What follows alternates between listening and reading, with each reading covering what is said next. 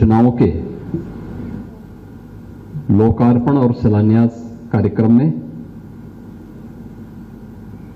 समारोह में उपस्थित प्रदेश सरकार में मंत्रिमंडल के मेरे वरिष्ठ सहयोगी उप मुख्यमंत्री श्री ब्रजेश पाठक जी, उत्तर प्रदेश शासन में चिकित्सा शिक्षा, चिकित्सा स्वास्थ्य और संसदीय कार्य विभाग के राज्य मंत्री श्री मयंकेश्वर शरण सिंह जी, प्रमुख सचिव चिकित्सा शिक्षा एवं चिकित्सा स्वास्थ्य श्री पार्थ सारथी सेन शर्मा जी, कुलपति केजीएमयू प्रोफेसर सोम्या नित्यानंद जी, प्रति कुलपति प्रोफेसर अभिजीत कौर जी और इस कार्यक्रम के संयोजक प्रोफेसर के सिंह जी, विश्वविद्यालय के सभी आचार्यगण, शिक्षकगण, युवा छात्र छात्राएं और विश्वविद्यालय के पूर्व फैकल्टी मेंबर्स और उपस्थित बहनों और भाइयों, आज सावन मास का पहला सोमवार है। देवादिदेव महादेव का ये मास है और इस मास के बारे में कहते हैं कि शिव लोक मंगल के देवता हैं।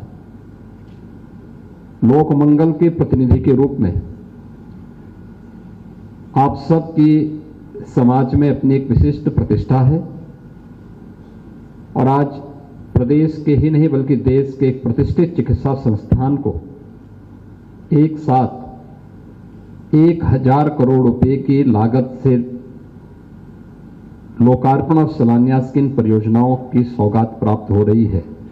मैं इस अवसर पर आप सबका हृदय से बधाई देता हूं, प्रदेशवासियों को भी बधाई देता हूं और केजीएमयू परिवार को इन सभी परियोजनाओं के लिए अपनी शुभकामनाएं भी देता हूं। 120 वर्ष की अपनी शानदार यात्रा में केजीएमयू ने अनेक मील के पत्थर गढ़े हैं और ये 120 साल की यात्रा एक सामान्य यात्रा नहीं है। अनेक उतार चढ़ाव देखे हैं। केजीएमयू प्रदेश का एकमात्र चिकित्सा संस्थान है जिसने पिछली एक सदी की 2 बड़ी महामारियों का सामना किया है। जब वह पिछली सदी में महामारी आई होगी उस समय केजीएमयू शैशवावस्था में था, लेकिन जब इस सदी की दूसरी महामारी के रूप में कोविड-19 का सामना हम सबको करना पड़ा था, तो केजीएमयू पहला संस्थान था जिसने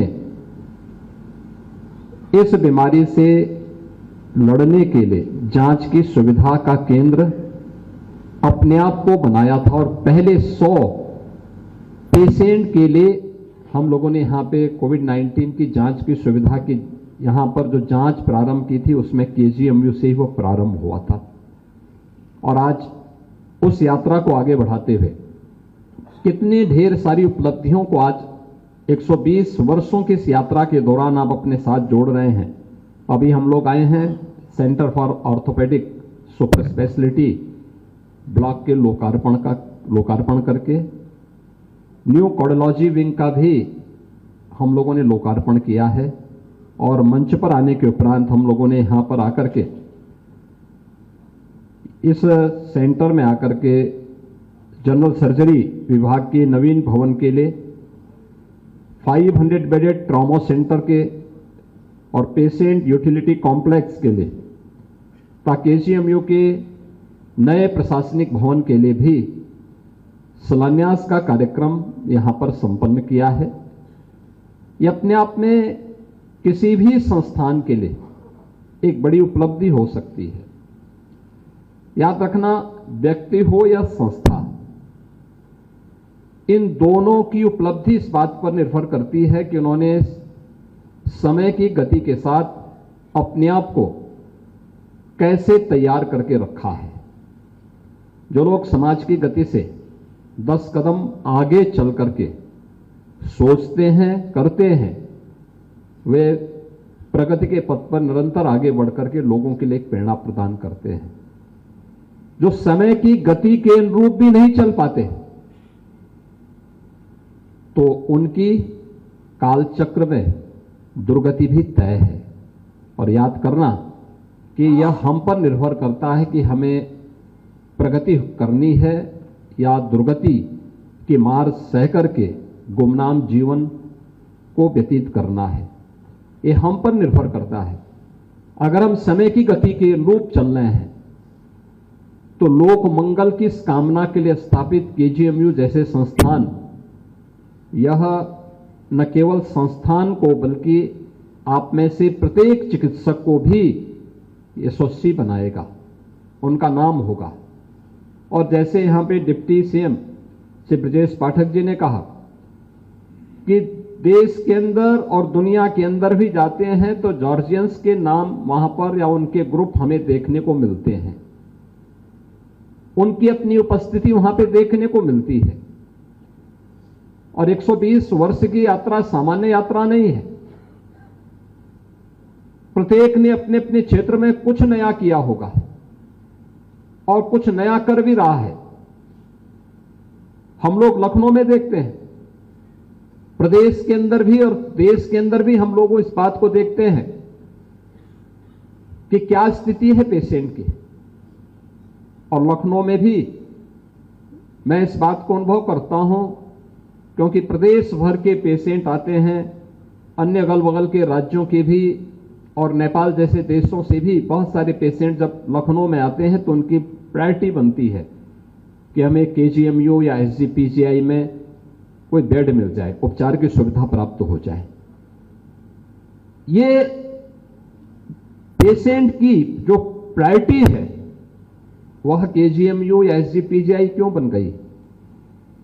क्योंकि उसे विश्वास है कि वह जाएगा तो उसे उपचार मिलेगा, वह जाएगा तो स्वस्थ होकर के वापस जाएगा।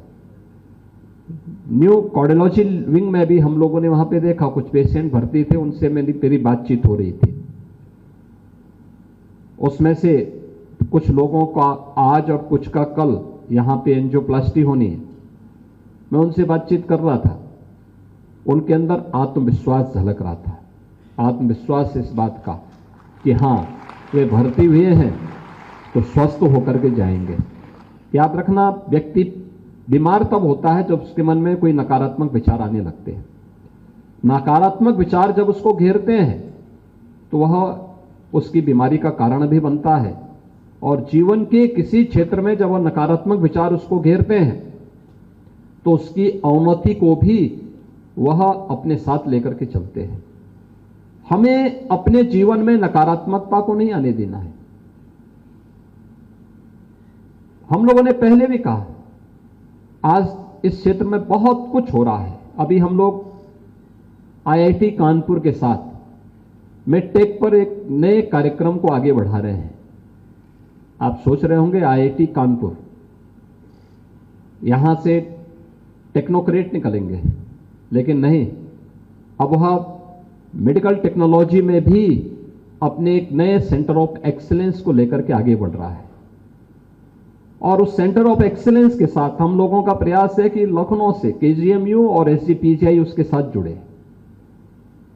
इस फील्ड में हम दुनिया की उन चुनौतियों का सामना कर सके जो आज दुनिया में बहुत एडवांस स्टेज में आ चुकी है। अभी हमें उसमें बहुत कुछ करना है और सौभाग्य से यहां पे उत्तर प्रदेश में आज उस प्रकार की सुविधाएं हैं। सरकारें आपको उस प्रकार की सुविधा प्रदान करने के लिए तत्पर हैं। हमें भी प्रोएक्टिव रोल के साथ उसे लेकर के उसके अनुरूप अपने आप को तैयार करना है। एक बड़े अभियान के साथ इन कार्यक्रमों को हमें आगे बढ़ाना पड़ेगा। पिछले 11 वर्ष में आपने बदलते हुए भारत को देखा होगा। जीवन के हर एक क्षेत्र में भारत ने एक नई प्रगति की है। भारत की प्रगति पूरी दुनिया के अंदर सराही जा रही है। भारत की आर्थिक क्षेत्र में प्रगति दुनिया को आकर्षित कर रही है। याद करिए 11वीं अर्थव्यवस्था से भारत का चौथी अर्थव्यवस्था के रूप में स्थापित होना। एम्स जैसे संस्थान जो देश के अंदर अपने आप में स्वास्थ्य के एक बेहतरीन केंद्र के रूप में माने जाते थे। आजादी के बाद से लेकर के जब पहला एम्स स्थापित हुआ होगा तब से लेकर के 2004 तक 1998-99 तक केवल एक एम्स था। सरदेव अटल बिहारी वाजपेयी जी के समय में 6 नए एम्स स्थापित हुए थे और अब उनकी संख्या पिछले 11 वर्ष में बढ़ करके 2014 से लेकर के 2025 के बीच में जब हम एम्स की संख्या देश भर में देखते हैं तो 23 एम्स आज के दिन पर देश के अंदर चिकित्सा स्वास्थ्य के क्षेत्र में बेहतरीन प्रदर्शन करते हुए अपने आप को स्थापित कर रहे हैं। एम्स की अपनी पहचान क्या है? वहां पे केवल स्वास्थ्य के ही वे केंद्र नहीं है, वे केवल उच्च चिकित्सा शिक्षा के ही केंद्र नहीं है। उन्होंने शोध और विकास को भी अपने साथ समानांतर रूप से एक नई गति दी है और यही उसकी एक नई पहचान बनी है। केजीएमयू ने उस दिशा में एक नई प्रोग्रेस की है, एक नए कदम बढ़ाए हैं। केजीएमयू के साथ ऐसे बहुत सारी उपलब्धियां जुड़ी हुई हैं जो पिछले 120 वर्षों के आपके इतिहास को गौरवमयी बनाता है। और प्रदेश सरकार ने भी आदरणीय प्रधानमंत्री जी के नेतृत्व में आज प्रदेश के अंदर इस दिशा में जो तैयारी की, डबल इंजन की सरकार उस दिशा में तेजी के साथ कार्य कर रही है। आज हमारे सामने हम लोग जब आए थे, हमारे पास गवर्नमेंट मेडिकल कॉलेजेस की संख्या बहुत कम थी, बहुत सीमित संख्या में थी। आज मुझे बताते हुए प्रसन्नता है कि 75 जनपद हैं, 75 जनपदों में एक एक medical college, 1 district 1 medical college की इस परिकल्पना को आज हम साकार करते हुए दिखाई दे रहे हैं। अगर जनपद स्तर पर लोगों को यह सुविधा उपलब्ध होती है तो मान करके चलिए कि जो भीड़ केजीएमयू में दिखाई देती है, यह भीड़ जनपद स्तर पर उसकी स्क्रीनिंग होगी और केजीएमयू में वही पेशेंट आए जिसकी यहां आवश्यकता है। अन्यथा जनपद स्तर पर वहां के डिस्ट्रिक्ट हॉस्पिटल में, वहां के मेडिकल कॉलेजेस में उन्हें बेहतरीन सुविधा उपलब्ध हो। गत वर्ष उत्तर प्रदेश में 17 मेडिकल कॉलेजेस में यूजी के नए एडमिशन हुए हैं। अनुमान करिए, पहले यहां पे 1947 से लेकर के 2017 तक कुल 17 मेडिकल कॉलेज बन पाए, गवर्नमेंट के स्तर पर बन पाए थे और हम लोगों ने गत वर्ष 17 मेडिकल कॉलेजेस में, इसमें 13 मेडिकल कॉलेजेस ऐसे थे जो गवर्नमेंट के थे, 3 ऐसे थे जो गवर्नमेंट के साथ पीपीपी मोड पर स्थापित हुए थे और एक private medical college. 17 medical colleges में एक साथ हमने एमबीबीएस के प्रवेश लिए थे। इस वर्ष भी कुछ नए केंद्रों में जो हमारे राज्य मंत्री की पीड़ा थी, उनकी यही पीड़ा थी कि गत वर्ष जिन 17 मेडिकल कॉलेजेस में एडमिशन हुई थी, अमेठी में भी होना था लेकिन वह एडमिशन नहीं हो पाया। संभवतः इस बार एनएमसी ने वहां का पहले चरण में उसको मान्यता देने की कार्रवाई को आगे बढ़ाया है और मैं मानता हूं कि इस वर्ष अमेठी मेडिकल कॉलेज में भी एडमिशन हो पाएगा। एडमिशन की प्रक्रिया तेजी के साथ आगे बढ़ रही है। आज आप देख सकते हैं कितनी तेजी के साथ स्वास्थ्य सेवाओं का विस्तार हुआ है। अगर ये स्वास्थ्य सेवाएं इतनी तेजी के साथ नहीं बढ़ती तो केजीएमयू के ऊपर आने वाले भार को कंट्रोल करने की क्या स्थिति होती। पहले अगर पूर्वी उत्तर प्रदेश के पेशेंट को मैं देखता था कि वहां पे अगर डेंगू हो गया तो डेंगू का पेशेंट, उसका उपचार पूर्वी उत्तर प्रदेश में कहीं नहीं होता था, सभी लोग यहां आते थे। सभी लोग इसी केजीएमयू की ओर दौड़ते थे और केजीएमयू में ही उन्हें यहां पे प्लेटलेट्स की सुविधा उपलब्ध हो पाती थी। हम लोगों ने किसी प्रकार से पहले प्राइवेट सेक्टर में और फिर वहां पर अन्य सेक्टर में। मुझे याद है यहां पे जब गोरखपुर में हम लोगों को वहां पर प्लेटलेट्स की सुविधा के लिए कार्य करना पड़ा था, तो हम लोगों को यहां केजीएमयू से हमने प्रोफेसर तुलिका चंद्र को वहां बुलवाया था समझने के लिए कैसे काम होता है। सीएमई वहां हुई थी और उस सीएमई के माध्यम से फिर उन्होंने वहां के लोगों को गाइड किया था। वहां पे ब्लड सेपरेटर यूनिट लगी, ब्लड एफएसएस यूनिट लगी। परिणाम क्या है? आज उत्तर प्रदेश के अंदर हर जनपद में आज डायलिसिस की सुविधा भी है, प्लेटलेट्स की भी सुविधा उपलब्ध है और संचारी रोग को कैसे नियंत्रित किया जा सकता है। इंसेफ्लाइटिस उसका एक उदाहरण आपके सामने है। इंसेफ्लाइटिस के पेशेंट वर्तमान में यह समय पूर्वी उत्तर प्रदेश में भय और दहशत का होता था, लेकिन अब इस प्रकार की स्थिति नहीं है। आज लोग भयमुक्त वातावरण में जी रहे हैं कि उन्हें मालूम है कि इंसेफ्लाइटिस नहीं आ सकती, इंसेफ्लाइटिस से किसी मासूम की मौत नहीं हो सकती। याद रखना, बीमारी तो अपने आप में एक निरपेक्ष है, वह चेहरा देख करके नहीं आती। जहां पे गैप होगा वहां पर वो हमला करेगी और अपनी चपेट में लेगी। और यही स्थिति हम देखते थे पूर्वी उत्तर प्रदेश में। स्वास्थ्य सुविधाओं का अभाव था, लोगों में जागरूकता नहीं थी, आसानी से बीमारी की चपेट में लोग आते थे। कहीं मलेरिया की चपेट में आते थे, कहीं डेंगू की चपेट में आते थे। इस समय आप देख रहे होंगे बरसात चल रही है पिछले 1 महीने से, लेकिन कहीं भी संचारी रोग से बहुत संक्रमण हो उस प्रकार की स्थिति नहीं है। ठीक है, एक समय है संचार क्रांति के इस युग में अगर आपने प्रोग्रेस की है तो मीडिया ने भी प्रोग्रेस की है। और एक स्मार्टफोन अब ऐसा बन चुका है कि कहीं की भी कोई विजुअल्स लेकर के अगले दिन उसको नेगेटिविटी के रूप में प्रस्तुत किया जा सकता है।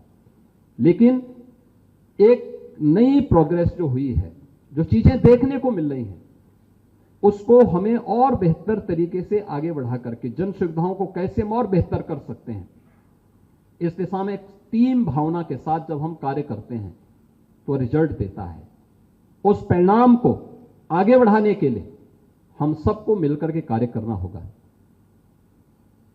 आपकी कुलपति जी कह रही थी कि हमें जगह की कमी है। हमने तो केजीएमयू को बलरामपुर में एक सैटेलाइट सेंटर स्थापित करने के लिए दिया था, और आज भी मैं कह रहा हूं कि वहां मेडिकल कॉलेज हम लोग इस सत्र में, अगले सत्र में हम लोग प्रारंभ कर देंगे। केजीएमयू अगर अपना चलाना चाहेगा उसको, तो मुझे लगता है समय आ गया है जब महानगरीय सुविधा से बाहर उन क्षेत्रों में भी आप जाकर के मुश्किल से 2.5 घंटे में, 2 घंटे 2.5 घंटे में आप बलरामपुर पहुंच सकते हैं। और उस सेंटर में आप देखेंगे तो वह सेंटर ऐसी जगह पे है, भले ही आप वहां पे कुछ नहीं कर पा रहे हो, लेकिन हम लोग बहुत अच्छा ऑपरेशन वहां चला रहे हैं इस समय।